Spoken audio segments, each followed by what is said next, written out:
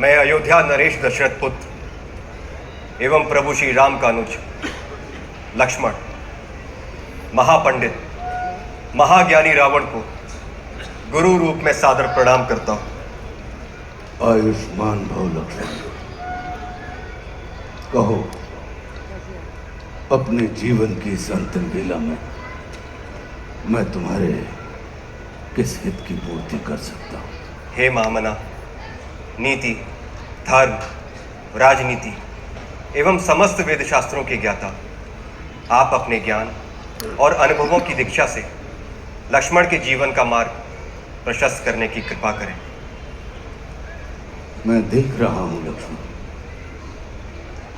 कि तुम एक योग्य शिष्य की पात्रता लेकर उपस्थित हुए।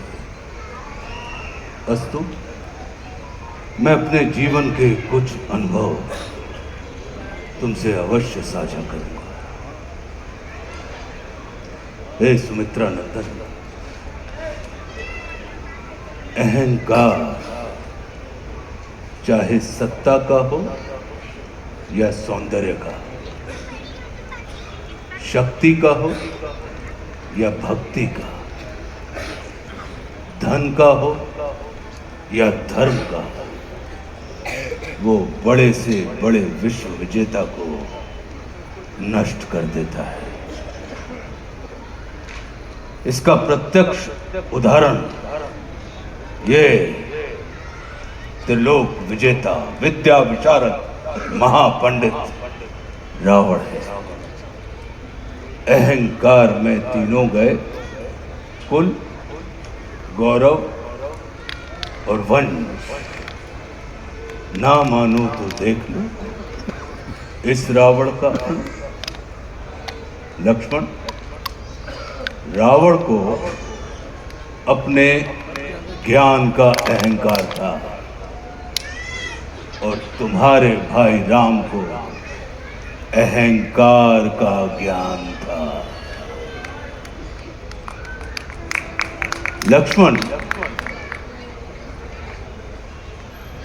जीवन में सफल होने के लिए शत्रु दृष्टि और मित्र दृष्टि का भेद आना अनिवार्य है।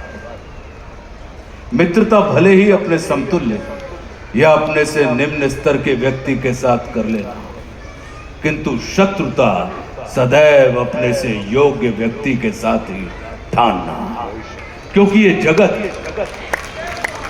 हमारे व्यक्तित्व का आकलन हमारे मित्रों को देखकर नहीं, हमारे शत्रुओं को देखकर लगाता है।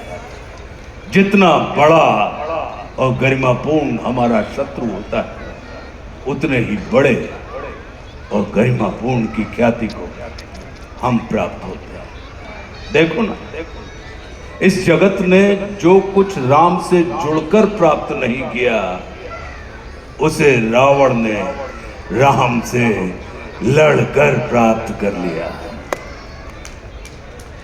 लक्ष्मण, वे हमारे शत्रु ही होते हैं जो हमारे अंदर सुप्त पड़ी हुई ऊर्जा को जागृत करने का कार्य करते हैं। हमारा शत्रु ही होता है जो हमें असुरक्षा से निकालकर सुरक्षा में जाने की प्रेरणा देता है। वो हमारा शत्रु ही होता है जो हमें अपने सीमित वृत्त से निकालकर अपने वृत्त को असीमित करने की प्रेरणा देता है। इसलिए शत्रु तिरस्कार का नहीं, नमस्कार का पात्र होता है। कभी अपने शत्रु को नमस्कार करके देखना, वो तुम्हारा परिष्कार कर देगा। लक्ष्मण,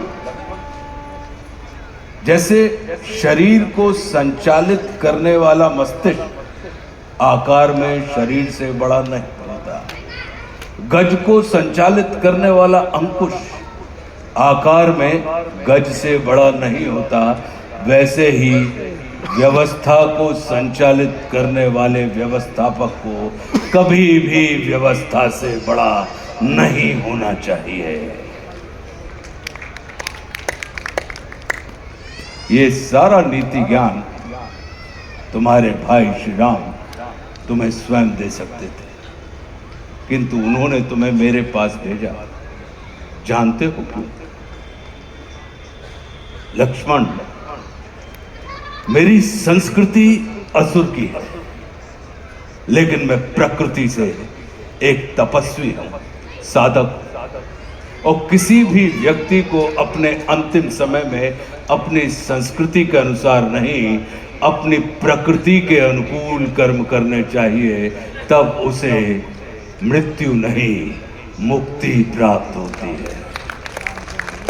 और राम रावण को मारना नहीं, तारना चाहते हैं।